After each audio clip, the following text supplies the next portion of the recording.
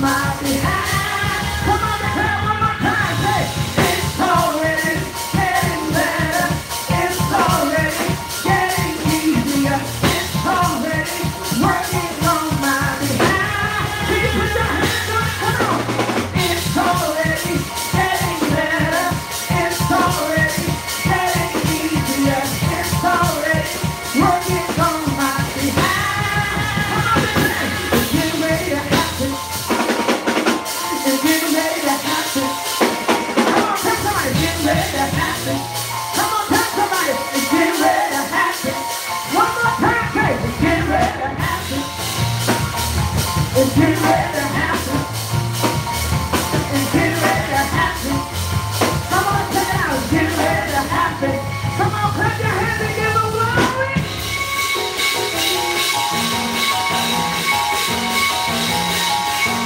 Hallelujah. Come on, put your hands on it. Y'all ain't clapping. Keep that, hold that. There we go.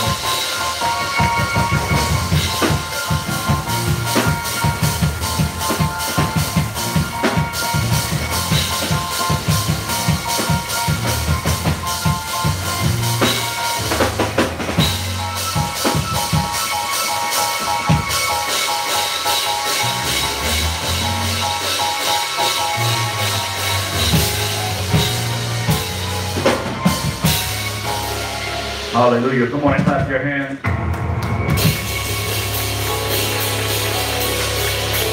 I don't know what happened to you on your way here, but come on and clap your hands. And as you're clapping your hands, begin to open up your mouth and let the Lord know that you're grateful that you're still here.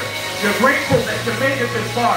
You're grateful for every danger, every toil, every snare, every entrapment of the enemy that failed. Come on and clap, clap, clap. You're not clapping like you're excited. Come on and clap your hands. Because as you're clapping your hands, you're showing your gratitude. As you're clapping your hands, you're saying, thank you, Jesus. It's called nonverbal communication. You can clap and you can show your appreciation. You can clap and you can say, God, do it again. You can clap and you can say, God, I'm excited. God, I'm ready. God, I need you. God, come on. It's in your clap today. It's in your clap today. Something so simple can bring forth something so great. Come on. Come on. Come on, everybody clapping. Everybody clapping. And then as you're clapping, begin to open up your mouth and release a sound unto your God. Come on and release a sound. That's your mouth now. Come on, release a sound unto your God. Yeah, there you go. Release a sound unto your God. Release a sound unto your God. Release a sound. Yeah, yeah, yeah. With that clapping of your hands and the opening of your mouth. Come on and release your sound. Stamp this atmosphere with the DNA of your sound. Stamp this atmosphere with what you need. Yeah, with what you need. Come on. I dare you just to call it what it is that you need him to be on today. Whether it's healer, whether it's master, whether it's savior. Come on. I dare you to begin to call him that right now. Come on. You got to put a little intensity behind it. You got to stop worrying about everything else. And you got to push. Yeah, yeah, yeah. You got to push. Don't worry about a visitor. Don't worry about a neighbor. But you need to get now what God has for you. Come on and push. Come on and push. Y'all ain't pushing. Come on and push. Yes, yes, yes. Come on and push. Why do we have to push, prophet? I'm glad you asked. What we're doing is we're breaking it out of the unseen realm and we're breaking it into manifestation. We're causing it to materialize. We're causing it to be in our hands. We're causing it to be real before our eyes. Come on, you gotta make that sound.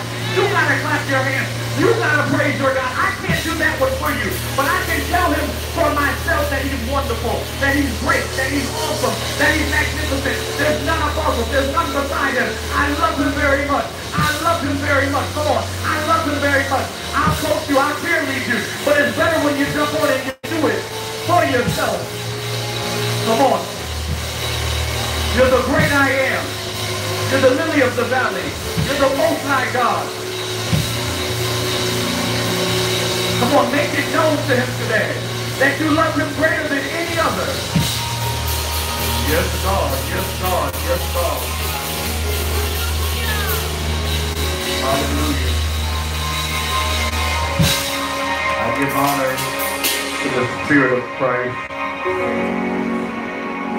We thank God for what he is about to speak to us for these next few minutes. We thank God for what he is about to do in our time together on today. Thank God for speaking like never as before. If you could just slip your hands in the air and begin to now talk to God.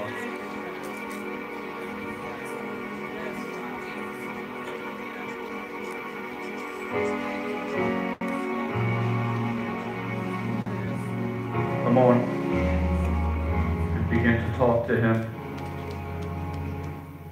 The one who knows you better than any friend, any lover. He knows you better than your mother, your father.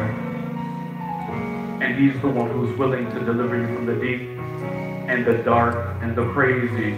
We're on YouTube. And the crazy things that are going on. Come on. I need you to focus on him today. We're focused on everything else, but I need you to focus on him today and begin to now speak to him.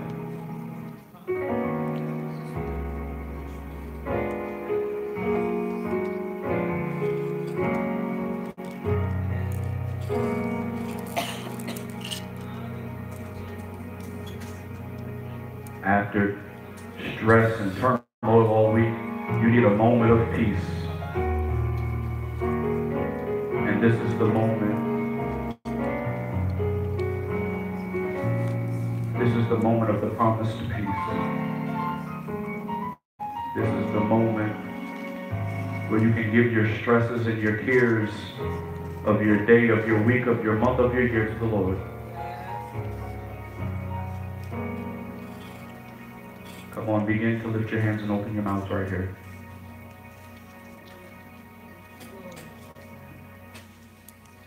Come on, begin to open your mouth right here. If you don't know what to say, I'll help you. Just say hallelujah. Thank you, Jesus. Come on, hallelujah. Thank you, Jesus. Hallelujah. Thank you, Jesus.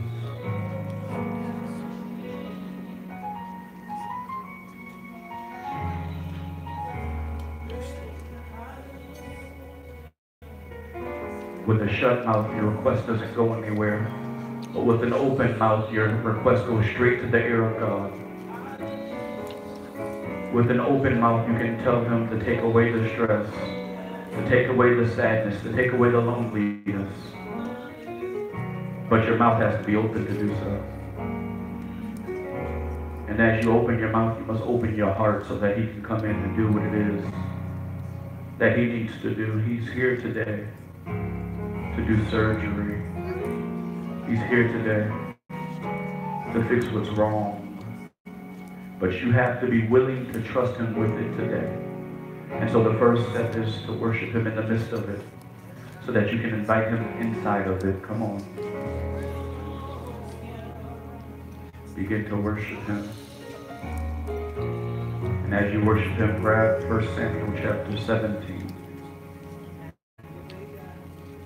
1 Samuel chapter 17. From this, we will finalize our thought that has been going on for the last 2 weeks.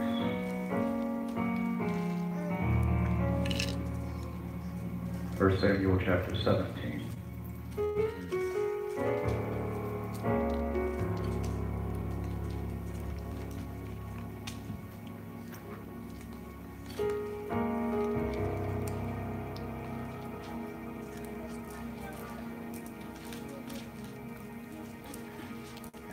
Working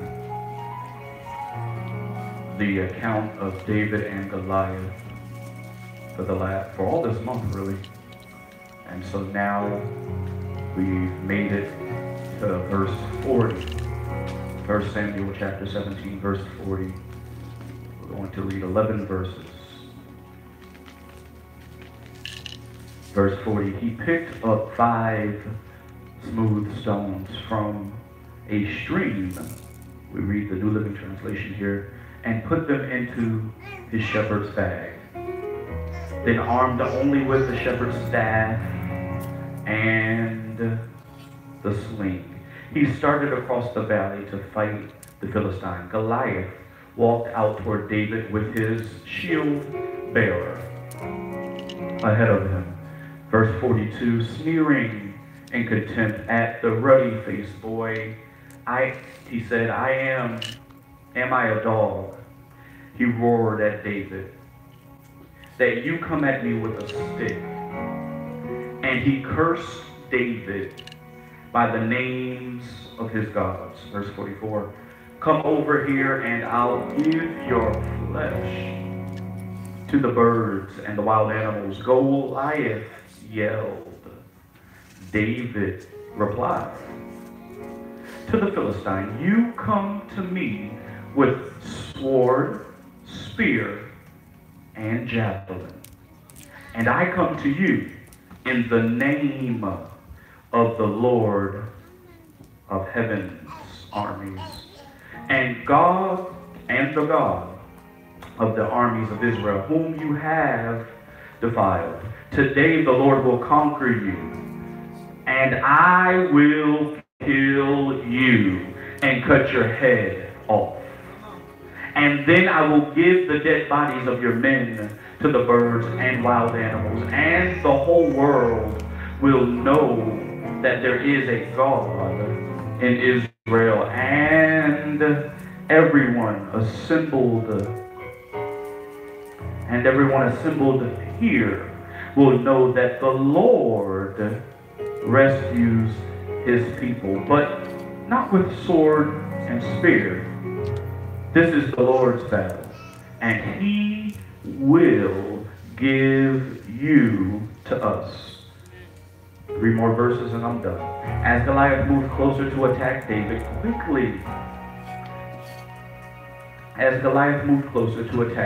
David quickly ran out to meet him, reaching into his shepherd's bag and taking out a stone. He hurled it with his sling and hit the Philistine in the forehead. The stone sank in, and Goliath stumbled and fell down on the ground. So David triumphed over the Philistine with only a sling and a stone, for he had no sword. Last verse. Then David ran over and pulled Goliath's sword from its chest. David used it to kill him and cut off his head. Today, I want to conclude our little mini-series dealing with reclaiming my fight. If your neighbor looks halfway decent, turn to him and say, hey neighbor. Okay, they must not look good. So find somebody across the room, add a little volume and say, hey neighbor. Okay, that was halfway decent. But I need you to actually find somebody across the room, lock eyes with them. Take the moment and lock eyes with them. Find somebody across the room and say, hey neighbor, this year I'm reclaiming my fight. Okay, that was decent, but I still need you to declare it because we understand the power of declaration is the power of manifestation. So find somebody across the room and say, hey neighbor, I am reclaiming my fight this year. I will fight and I will win. Y'all ain't saying it. I will fight and I will win. There's no failure. There's no defeat. I will fight, and because I'm fighting, I will win.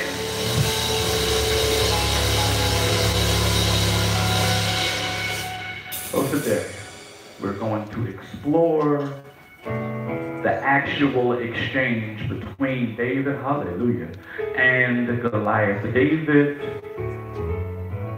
was a very unique character in the Bible. He was a very unique person, and he is someone worth looking at on today, if we be honest, David has never lost his fight, but looking at his life, he can show us how to reclaim our fight. David had many things to overcome in order to get to this point of facing Goliath. David was the illegitimate son of Jesse. Jesse was a man of much prestige, and he had 7 other sons. David, as we know from week 1, was the son who worked in the field taking care of the sheep. David was the overlooked son. Do I have anybody here who's ever been overlooked? He was the overlooked son, and when Jesse was supposed to bring all his sons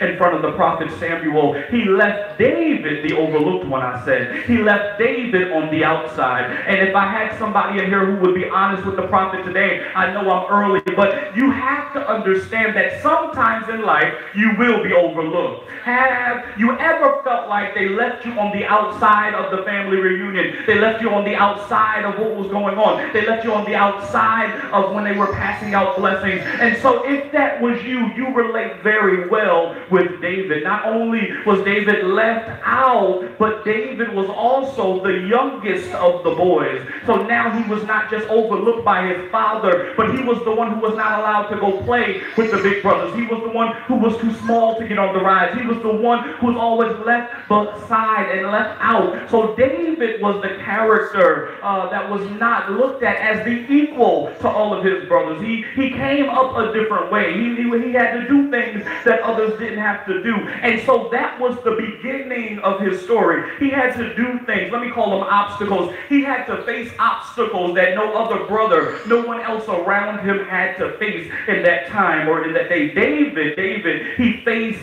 obstacles, but please notice that the obstacles that David faced helped him in his future, okay? Y'all not ready to church, but I am. So what happened was David was going through obstacles in the beginning because his mother was not married to Jesse. But guess what? Those same obstacles will now help him in chapter 17 when he faces Goliath. Why? Because he's used to being overlooked. He's used to being the smaller one. He's used to being the one that nobody cares about. He's used to being the one that's underestimated. So he says, you know what? I will be face Goliath because this is nothing new for me. All my life I had an uphill battle. All my life I had to fight people bigger than me. All my life I had to face circumstances that were stronger than me. So this is no different. Turn to your neighbor and say, this is no different. This fight that I'm in, this is no different. Talk back. This is no different. This is no different. Okay? So we have to understand that David's past helped his future. Let me say it another way. Your past is what helps your future. I know you was a hoe in your past, but guess what? Now you're an evangelist in your future. I know you was a drug dealer in your past, but you're a hope dealer in your future. I know you did some things you weren't proud of in your past, but it was building your testimony that you will share in your future. Somebody say, I have a future. Come on, talk. I have a future. All right, so let's fast forward to our text and let's get done. We got to get out of here on time. So, as we fast forward to our text at hand, David is now in front of Goliath. I know for the last 2 weeks we've been building up to it, Will, but this week now we have David and Goliath, and they are in the ring. They are in the octagon. They are in the area of the fight. Now there's no more talk. Now there is no more praying. Now there is no more discussion. Now we can't find Saul. Now we are in the midst of the battle.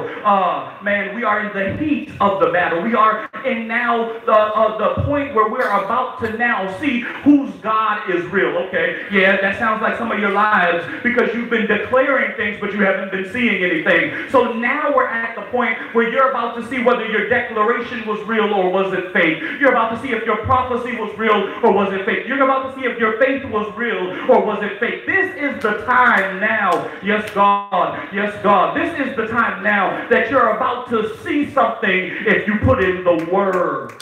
Oh God, if you put in the work. So we understand from last week, we understand that Goliath was a man trained as a child for combat and battle. Yes, Goliath stood 9 feet tall from some records, and he was a warrior. And it is here we see the threat of Goliath. Goliath says in verse 44, let me help you out here. He says, come over here. Come over here. He tells David, come on, let's do this thing. Come over here and I'll give your flesh to the birds and the wild animals. In other words, I'm going to kill you and feed you to the wild life out here. So let me help you out because you know I got 3 points. So point number 1, don't be afraid of the threat. I need you to say it to yourself until you believe it by faith. Don't be afraid of the threat. Yeah, you talk to yourself when you're going through, so talk to yourself now. Say, don't be afraid of the threat. Yeah, don't be afraid of the threat. If you be honest and you're an honest church-going person, you can admit that sometimes the threat of the enemy has validity. Y'all don't want to talk. Okay, so after you've been through all the stuff that you've been through, sometimes you allow logic to talk you out of a miracle. Yeah, because miracles defy logic. So sometimes you're saying, okay, this does not logically make sense, and so therefore God might not do it. Therefore God will not do it, because we're using reasoning, we're using logic, we're using our common sense.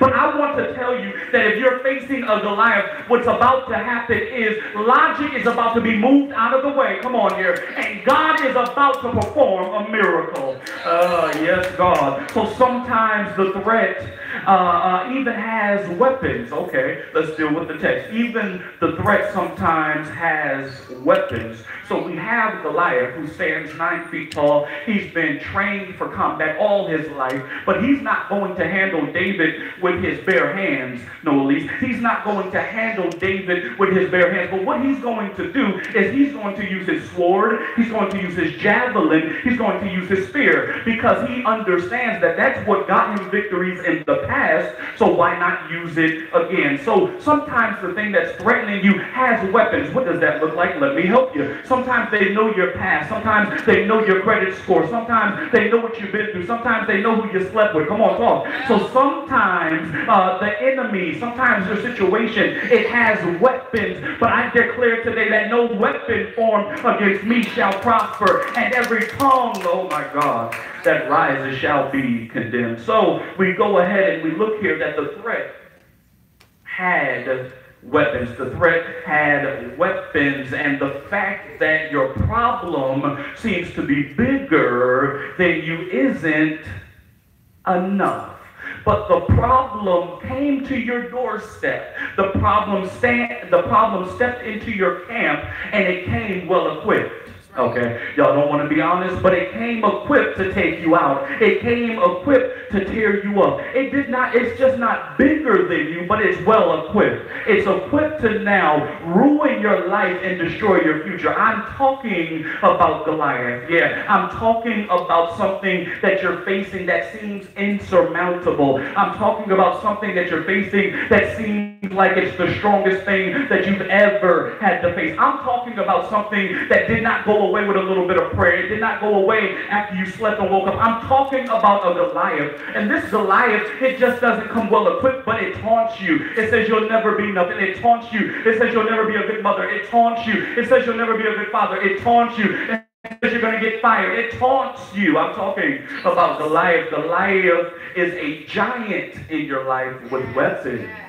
All right. The fact that your problem seems to be bigger than you is a blessing, talk to me, in disguise, okay? The fact that it looks like there is no way for you to defeat it is a blessing in disguise. Okay, y'all talking, y'all looking at me, you're like, okay, so how is it a blessing in disguise? I'm glad that you asked. It's a blessing in disguise because now you get to see firsthand the work of God. You get to see firsthand how God is going to help you. You get to see firsthand how God's about to defend you. Yeah. Yes, Lord. So the giant had weapons. He already had, watch this, the experience edge. I watch wrestling, so this is how we kind of evaluate the match. He has the experience edge. He has the size advantage. And now he has weapons. Oh, my God. And so he had a sword. He had a spear. He had a javelin. He had weapons. He had weapons. So it looks like all of the advantages are now in favor of Goliath. And I want to suggest to you, if you are in this place in life where it seems like everything around you is stronger than you and it's trying to pull you down, it's trying to defeat you, it's trying to kill you, it's trying to take the life out of you and your ministry, I want you to understand that this is a God place, okay? Y'all not ready to talk. It's a God place. And what do I mean by a God place? Because God likes to perform miracles. What is a miracle? God likes to perform miracles. A miracle is when there is no way humanly possible that you could do it. So God says, now I step in. Now I will do it. Now I will assist. So now he is a candidate for a miracle. Because if you look at this situation through carnal eyes, it looks like he's under-equipped and he's not ready for battle. But he is even more ready now because he has God on his side. So even with more, the enemy does not have the advantage. Let me help you out and say it another way. Even though the enemy has weapons, he's still, watch it, Rogers, he's still at a disadvantage, okay? So with the height advantage, with the size advantage, with the experience advantage, with his weapons, the enemy is still at a disadvantage. Oh my God, you don't understand why. But I serve a God that has never lost a fight. I serve a God who is trained in combat and war. And so therefore, he is not afraid of Goliath because he existed before Goliath. And he's been winning fights before Goliath. He's been winning fights in heaven and in earth. So my God is not afraid of the fact that the enemy has weapons because my God is a weapon. Right. All right. So it may look like your situation, your problem, your enemies has the ability to take you out, and it looks like you're going to lose, and it looks like you don't have what it takes to win. But I want you to understand what's in your hand doesn't, oh my God, what's in his hand, Goliath, doesn't equal what's in your hand, okay? I need you to shake your neighbor's hand if they got a good hand and say, hey neighbor, what's in your hand is greater than what's in Goliath's hand. What's in your hand, come on, say it, is greater than what's in Goliath's hand. So you must now understand that in your hand is something great that can cause victory. Y'all not talking. What's in your hand is something major, even though it might look small. In your hand is something that will bring you victory. I'm talking about what's in your hand. Okay. So let me drive this particular sub-point home. So if you put a basketball in my hand, Will, it's worthless. Let's be honest. If you put a basketball in my hand, listen, I'm not good with it at all. I can't do nothing with it. Come on here. But if I take that same basketball, hey Gabby, and then I put it in the hand of Michael Jordan, what begins to happen now is we have 5 NBA MVP awards. We have 6 NBA championships. We have a U.S. Olympic Hall of Fame inductions, and his net worth is $1.39 billion. Why? Because he used what's in his hand. So you have to begin to understand to use what's in your hand, but you still don't get it. So let me help you out one more time. This is Black History Month. So a peanut in my hand might be a snack. There you go, Royal. A peanut in my hand might be a snack. However, a peanut in the hand of George Washington Carver equals about 300 different uses and ways to use the peanut. So he used what was in his hand. And I want you to understand, whatever in your hand is not insignificant. Whatever is in your hand is not useless, but whatever is in your hand is the ability to now multiply in whatever area you need it to. So now, if we look at the basketball in Michael Jordan's hand, it produced a sneaker line, it produced money, it produced TV shows, it produced cartoons. Come on here. If we look at the peanut in George Washington's hand, it produced so many different things, and we have to understand that we must begin to use what's in our hand. Stop praying for more. Stop praying for more and begin to use what's in your hand. Stop asking God to do something different and use what's in your hand. Stop asking God for another stream of income and use what's in your hand. I need you to understand that what's in your hand is enough. What's in your hand is enough. Okay, y'all gotta wake up. So it may seem small, it may seem silly, it may seem inadequate, but what's in your hand, watch it, Ebony, it has a different value when it's in your hand, okay? Y'all missed the example. So in my hand, the basketball meant nothing because I don't know how to adequately use it, but some of you know how to use your hands in perm and curl rods and set things straight and braid. So in your hands, you have the ability to do hair. In your hands, you have the ability to flip your money. In your hands, you have the ability to now start a job. In your hands, you have the ability to now create an enterprise. Yes, God. So you have to use what's in your hands. I dare you just to shout, I'm going to use what's in my hands. All right. So you got to use what's in your hands. So let me help you because sometimes we get a little lost here. But whenever God gives you an assignment, he gives you, watch it, guys, the grace to accomplish the assignment, okay? To me, whenever God says something to you, what he does is now he equips you to handle whatever it is he assigns you to. So if God told you to start the business, he gives you the grace to accomplish that. If God says raise the kids, he gives you the grace to accomplish that. If God says now I need you to preach the gospel, he gives you the grace to accomplish that, okay? I'm not done yet, Aaron. So let's look at it here. We have to now understand that grace is built into your assignment. I'm working. I said your grace is built into your assignment. So whether he called you to be the evangelist, the apostle, the prophet, the teacher, if he just called you to be the usher, there is grace built into your assignment. And so inside of your assignment, he has already given you the ability to do whatever it is that he called you to do, okay? So when you do what God says, he's already taken into account the possibility of your shortcomings. Yeah, I know you're sitting here saying Goliath is bigger than me, so I might fail, but he already knew that before he assigned that task to your hands. So before he ever gave you the ability or the boldness to face Goliath, he says, okay, I know that you might fail, but watch it, Rogers, there's another rock in the bag, okay? So I take 5 rocks. Why? Because I might miss my first time, but God has now given us grace. He has now given us mercy, and so in the bag is another chance. Right. In the bag, just in case you miss, there's another chance. And so the prophetic, let me help you out. The prophetic comes to announce the end result, but sometimes we get mad when the end result hasn't happened immediately.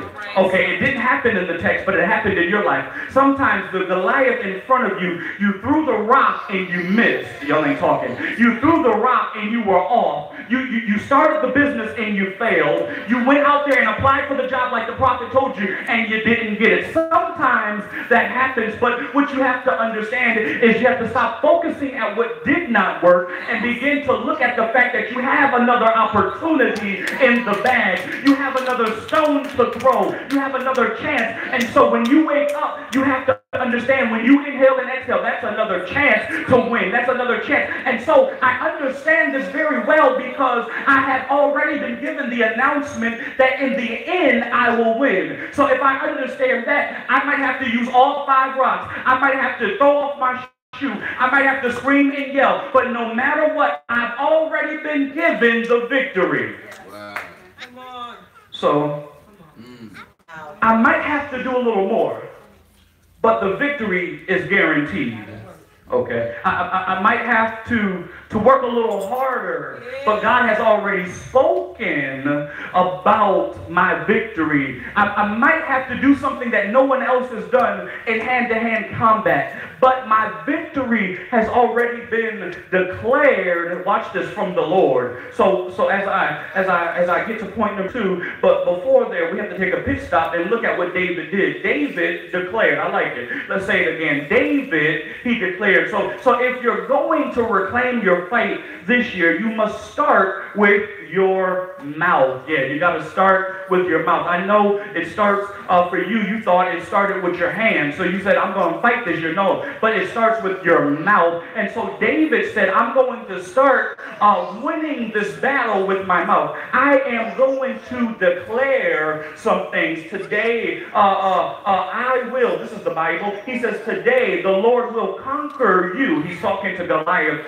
And I, David says, and I will kill you and cut off your head. Yeah. He says, I will cut off your head. What is he doing? He's declaring. What is he doing? He's prophesying, because he understands that victory does not start with my fight in my hands, but it starts with the fight in my mouth. So he understands that now that I am going to declare something, yes, God, I am going to see something. Come on, I dare you to begin to declare something out of your mouth and watch God do it. I'm a winner. I'm a champion. Come on, open your mouth and begin to declare something. David declared that I will win. David declared that I will be victorious. David declared that I will kill you and I'll cut your head off. But point number 2 is God is enough. God is enough. And sometimes, if we be honest, we feel like we need 6 jobs. We feel like we need, a sugar mama or sugar daddy, whatever your preference is. And so we feel like we need other things. But the truth of the matter is God is enough. If I can tell you anything today from Reclaiming My Fight Part 3, it would be this: God is enough. And I need that to sink into your spirit, because you must now understand that you can't do all that God said without God, okay? Let me help you out. Sometimes God said, do this, and so we do is we leave God to try to do it, but you can't do it without God. You can't do it with the assistance and the wisdom of this world. But what you have to understand, that God is enough, okay? So I don't know why we feel like we need more than God, but the truth of the matter is there's nothing bigger, better, or greater than God.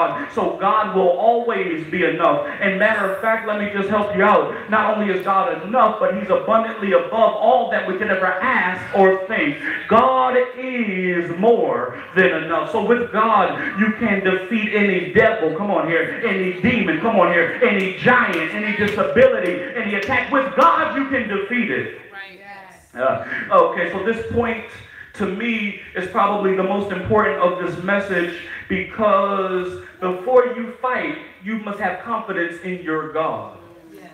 Okay, I'll slow it down for you. Before you ever get to the point of Goliath, before you ever get in front of your biggest, hardest, roughest task, you must understand that your confidence must be in God. What am I saying? That your confidence must be in God. So if you were here week 1 and 2, what we were talking about really was how David built his confidence up. We talked about the bear. We talked about the lion. We talked about how he took care of the sheep. And just today we talked about his family issues. But now watch it. Here we go. He's facing Goliath. And so that built his confidence. But this is a uniquely different fight, Tanisha. This is a very unique fight. Why? Because Goliath is not a family issue, and Goliath is not a bear, and Goliath is not a lion, and Goliath is not a sheep. And so Goliath is something that David never faced. And if I look around this room, I bet you somebody else is going through something that they've never, ever faced. This is not somebody broke up with me. No. We've been there, we've done that. This is not that they forgot to invite me to the birthday party. No, we've been there, we've done that. But what I'm going through now is an attack from hell that I've never ever seen, that I've never ever gone through. And so now I have to have confidence in the God who rose up in me in boldness and sent me on this assignment. Okay, I'm helping somebody. So Goliath is something that David never faced. And And so when you face something that you never faced, you have to be confident in the God who sent you. You have to be confident in the God of your salvation. You have to be confident that the God who sent you, the God who has given you victories in the past, will be the same one who will deliver you out of the hand of Goliath. He will be the same one who gave you the victory over the bear. Guess what? He'll give you the victory over the giant. The same one who gave you victory over your flesh is the one who will give you victory in your job. The same one. Somebody say the same one. He's willing to give you victory in every area, but your confidence must be in him. Okay, and so if you're going to be successful in this life, in this year of Reclaim, what you must do is you can't be afraid, watch it, of the unknown. You can't be afraid of the unknown. Yeah, he's not a sheep. Yeah, he's not a lion. Yeah, he's not a bear. And I'm used to dealing with those, but I'm not afraid of the unknown. Why? Because all of the things that I've been through already at some point was unknown to me. And so the same way God helped me to conquer that, I will conquer this because I am accustomed to winning the unknown battles. Okay, I'm accustomed to winning in places I've never been before. I'm accustomed to winning when I don't have the advantage. Okay, so since I'm accustomed to winning, this will be no different because with God I always win. But point 3, and I'm done, and we will look at it like this. David, as we know, he threw the slingshot, Stevie. He hit Goliath in the head. Goliath fell just like that. With one shot, the mighty warrior, with one shot, the big bad giant, he fell to his defeat. God help. He fell with just one shot. And so point number 3, just in case you're taking notes, is it's don't just defeat it, but kill it, okay? Let me help you out, because we've defeated some things in our life. Yeah, we turned away from them. Yeah, we don't text or call them, but we didn't kill it, so they still have our number. They're not on the block list. Talk to me. So I'm about to come down your row in a minute, because what happened was we defeated it, but we didn't kill it. Yeah, you said no, but you didn't kill the relationship. Yeah, you didn't go on the date, but you did not tell him you're not interested. So what happens now is, because we didn't kill it, it has the ability to rise again. But I want you to understand, when you're dealing with Goliath, when you're dealing with something big, when you're dealing with something strong, don't just defeat it, oh my God, but you gotta kill it. Okay. So we in this season of reclaiming, in order to reclaim anything this year, when you face the enemy, don't just defeat him. Don't just throw the slingshot, hit him in the head and cause him to fall. Yes, I even hear the enemy falling right now. But don't just let him fall, but you gotta kill him. Okay, so why is it important to kill? It's important to kill so that it cannot come back. Okay, so let's look at verse 49. You stay right there, Aaron. Let's look at verse 49, and we're going to close it like this. So reaching into his shepherd's bag, taking out a stone, he hurled it in his sling, and he hit the Philistine. Number 1, I want you to understand that you will hit your target. Oh my God. If you are faithful and just, if you are praying and have faith, you will hit your target, my God. You will hit whatever's in front of you. You will hit whatever's been distracting you. And when you hit it, it will fall. There we go. Let's look at this last verse and I'm done. So David triumphed over him, right? That's what it says. And David ran over to him and he pulled Goliath's sword out. I want to prophesy to 10 people who will raise their hands. I want you to understand that you're about to kill the enemy with what the enemy tried to kill you with. I want you to understand you're about to attack the attack. You're about to kill what's trying to kill you. You're about to destroy what's trying to destroy you. Yeah. Okay, now there are many different methods of killing, and I'm done. But the best way to kill something, Pastor Rogers, the best way to kill something, Octavia, watch it, is to cut its head off. Because we understand all of the nerves of your body, they somehow end up around your neck. And so if I can kill the head, that's what the enemy's been trying to do, but I ain't going there today. But if you just kill the head, if you sever the head from the body, yes God, will not have any ability to function. So I don't have to worry about what the enemy tries to throw at me. Why? Because I cut off the head. And so now no direction can go to the body because the head has been cut off. Let me help you out here. I need you to find whatever's been bothering you and cut his head off. Cut his head off.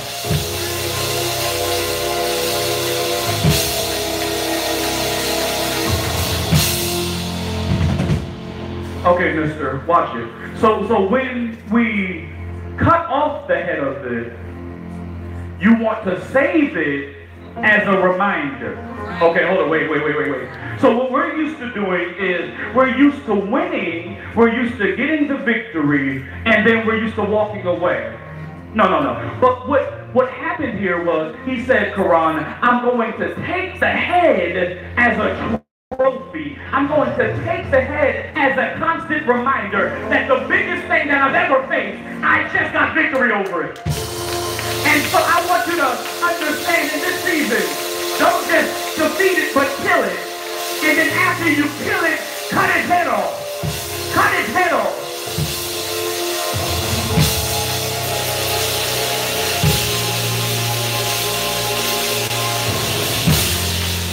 I need you to get on your feet, and I need you to begin to war in the realm of the Spirit.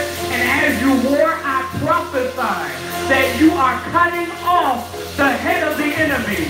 I prophesy that you're just one shot away. I prophesy if you will throw out a praise, it's going to knock your enemy out.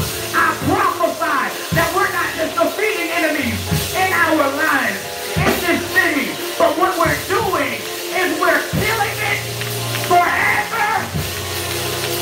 Okay, what plagues you won't plague your children if you kill it today. What bothers you won't bother your seed if you kill it today. If you defeat it today, you don't have to worry about it tomorrow. My God. You're just one shot away. Y'all looking at me instead of praising God. You're one shot away. You're one shot away. You're one shot away. You're one shot away. You're one shot away from the biggest victory in your life. You're one shot away from the biggest victory of your life. You're one shot away from defeating Goliath. You're just one shot away. Come on. I don't know how you praise God, but this is the moment to stamp it, because this is my only shot, and I'll hit him with my first shot. I dare you to throw your voice like a slingshot today. I dare you to throw it.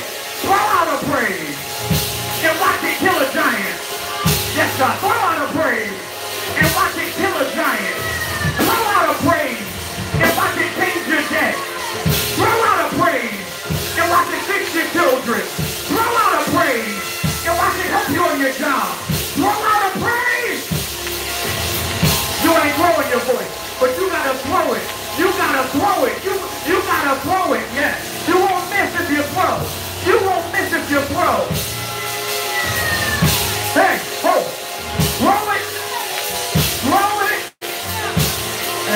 If you don't know what to say thank you. Throw out a thank you. Why? Because I'm defeating Goliath. Throw out a thank you. Why? Because I'm coming back with his head. His head will serve as a trophy and a reminder that I can do all things through God who strengthens me. I can do whatever that God tells me to do. I can do it, and I will do it. Yeah, I'm speaking to your face. I can do it, and I will do it. I'm talking to your face. I can do it, and I will do it. Goliath is falling. Goliath is falling. Goliath is falling. Goliath is falling. Goliath is falling. Goliath is falling.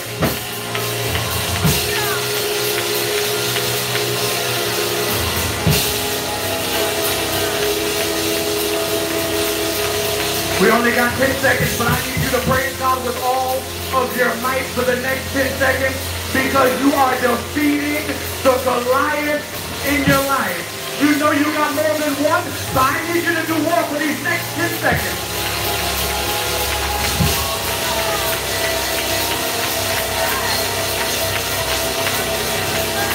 Come on. Come on. Run.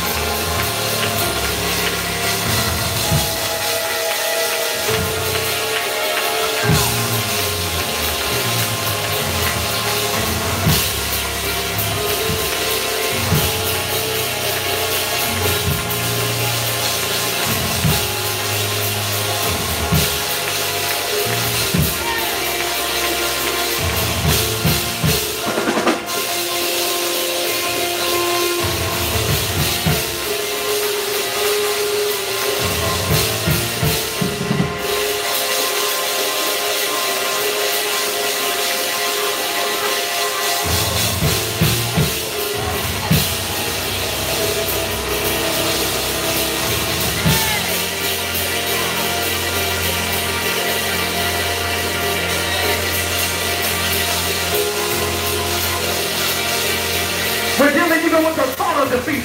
I tell it to be removed. I tell it to be removed. Every false impression of the enemy, I tell it to be removed. In the name of the Lord Jesus, I call God now to revive in this place. I call God now to awaken in this place. I call God now to raise up the fighter, to raise up the fighter, to raise up the warrior. Yes, God. To raise up the soldiers. Yeah. To raise up. Awaken it today, awaken it today, yes God, awaken every dormant gift, awaken every sleeping gift, awaken, I gotta go. Yeah, I cause it to awaken, yeah, I cause it to come forth, I place the weight of the prophetic on it, yeah, and I cause it to awaken, yeah. I lay on it like Elijah, and I cause it to come forth.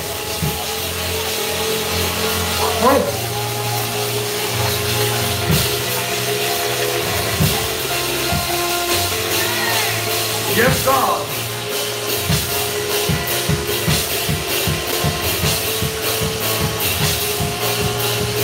We gotta go.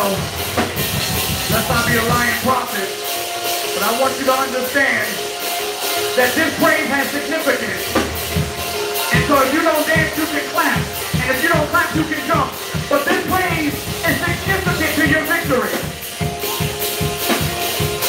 And where you thought you couldn't, you're going to find yourself winning.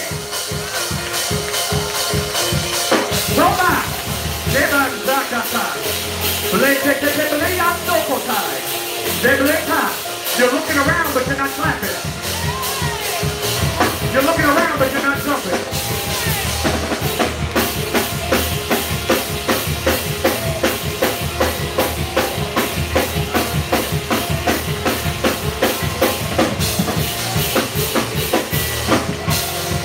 I prophesy that every Goliath is coming down right now. And we are going to lift up a shout. And as we lift up a shout, the shout is going up and Goliath is coming down. On the count of 3, I need everybody to lift up the loudest shout you got. 1, 2, 3. Shout! No, you're not shouting. Shout! We're going to try it again. Because victory is only guaranteed when we follow instructions. When I count to 3, as our shout goes up, the giant comes down. Oh my God. As our shout goes up, the wall comes down. So on the count of 3, I need everybody to shout as loud as you can. And as your shout goes up, your personal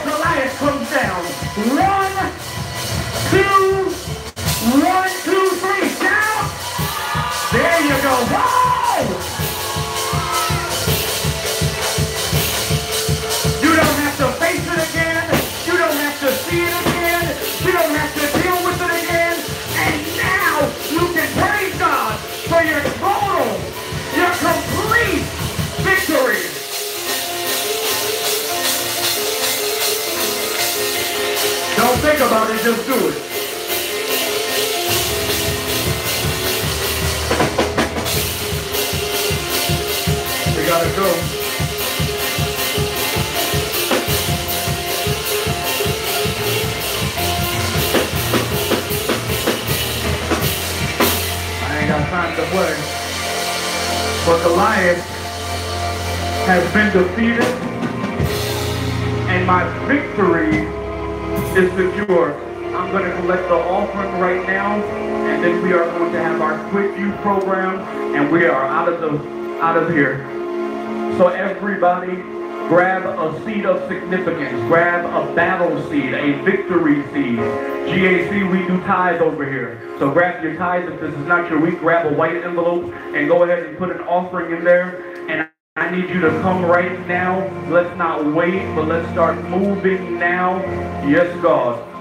With whatever we are able to accommodate electronically, we are able to help out with whatever way you want to give. If you want to give by, yes, God, PayPal. If you want to give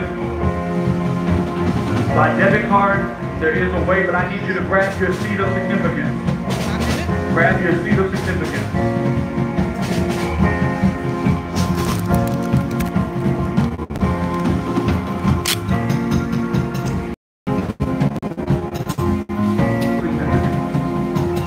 That's it.